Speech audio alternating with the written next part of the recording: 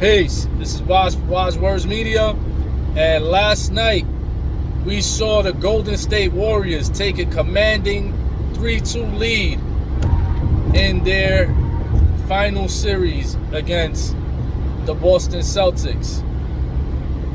Last night's game was a much-needed game, and I say that because you had all of the surrounding players that surround Steph Curry contribute in their own ways.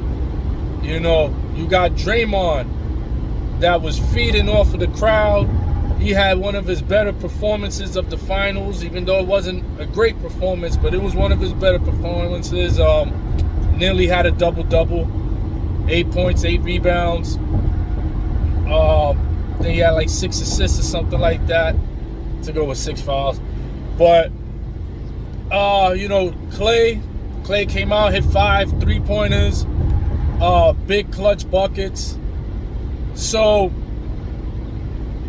they were starting to get the help from the supporting cast because Steph was really tired. You could tell Steph was tired. That game 4 took it out on him. This was the first game that Steph Curry did not hit a 3-point shot in any postseason game in his career. First time he's ever done that. Go without a 3-point bucket in a game. But, he had no legs under him. You could tell. He had no legs under him. That fourth game where he put them on their back, that took a lot out of him. But one player in particular arrived yesterday, and it's a feel-good story. Andrew Wiggins has come out to become, in this series, the number 2 guy for the Golden State Warriors.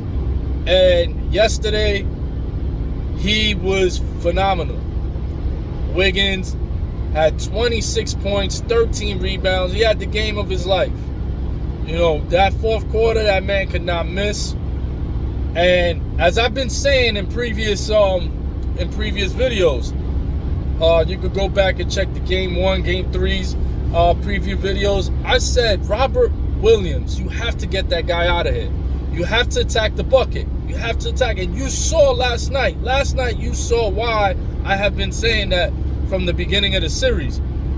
Andrew Wiggins was attacking the basket. When Golden State, in their formative years of the dynasty back in like 2015, 16, they had a younger Andre Iguodala. They had a younger Dre Iguodala. And Andre Iguodala, what he would do is he would slash. He would give them a different look, a different type of attack.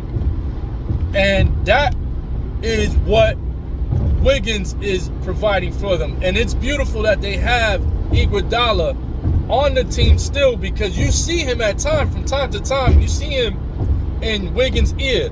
He's coaching Wiggins, which is a beautiful thing. That's a brother that's selfless. That's a man that wants to see another person take his position and hold it down or do even better than he did while he was the one in that position. So it's a beautiful thing seeing Dre pass that baton to Wiggins and seeing much of himself and his role in Wiggins. And Wiggins is doing that. Last night, he was attacking the basket. I mean, that was refreshing, because when those threes, as you saw in the third quarter, them threes they were not dropping. And Boston was dropping everything. I think they had like 8 straight threes or something like that. So when you have moments like that, Golden State is used to just continue trying to shoot themselves out of that funk, trying to shoot themselves into rhythm, but that doesn't always work. So you need guys like Wiggins that slash and get those high percentage shots. And he was on fire. He was phenomenal last night. But, he has been consistent and has been the second most consistent player in this series.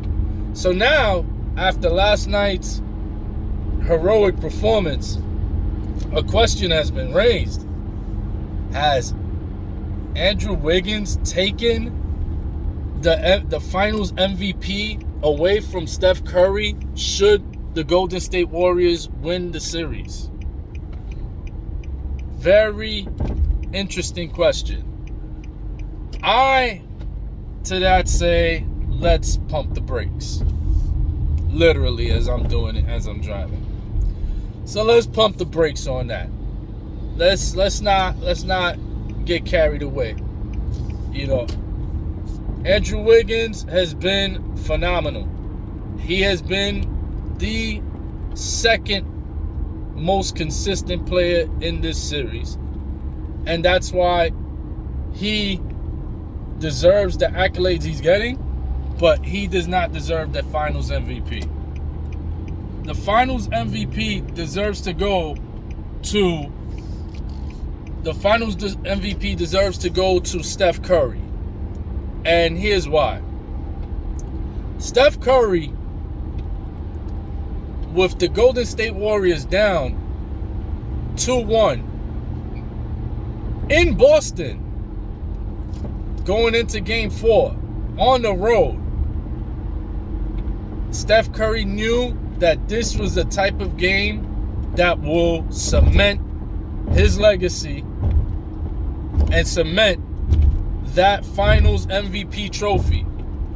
And even more so important than that to Steph Curry, what he knew this would do was give them the opportunity to go back home and have that commanding lead, which, that 3-2 lead. And by Steph Curry doing that on Friday, playing out of his mind, 43 points, there would be no Andrew Wiggins heroic performance last night. It would be meaningless. Who knows if he would even perform to this level? Because what Steph Curry did was spark. He provided a spark on that team. And everybody woke up. Dre woke up. Clay had his best game of the series. And Andrew Wiggins played phenomenal. So Steph Curry provided that spark. That's part of being a Finals MVP also. It's being that spark, that catalyst for the team to take the reins and take the series to the next level, to close out. Elevated everybody around you's game, and that's what Steph Curry did. He's elevated everybody's game. Everybody has come out with an urgency and with a determined idea to win this series. And that was started by that performance when nobody showed up. Wiggins had a good game, don't get me wrong. Wiggins had a double-double again. He had something like, I think like 18 points or something like that. And, he had a lot of key putbacks. He had like 2 crucial putbacks. Big rebounds and putbacks. He played magnificent defense. And that's the thing that Wiggins has to be praised for. He is doing a phenomenal job on Jason Tatum. Just like Andre Iguodala did a phenomenal job on LeBron James the year he won the Finals MVP, which these are the parallels why we're getting this conversation today. However, there is no performance like that by Wiggins. We don't get to this point. Who knows, going into tonight, if Boston would have went up 3-1 after Game 4, you know how demoralizing that would have been? Going back home down 3-1. And even if they win 1, you still got to go back to Boston down 3-2. And if you lost back-to-back games in Boston, it shows that you're not really doing too well out there. Yet your chances don't look too good to win. But by Steph pulling that type of performance, one of those performances that's going to live in NBA folklore history. That performance that he put up, that provided the catalyst. That was the spark to come back home. And everybody stepped their game up to the point where now they look like a team that is just one win away and comfortably will win that one game and become champions once again. So that would give the Golden State Warriors 4 championships in a 10-year span, and it's phenomenal. It's phenomenal.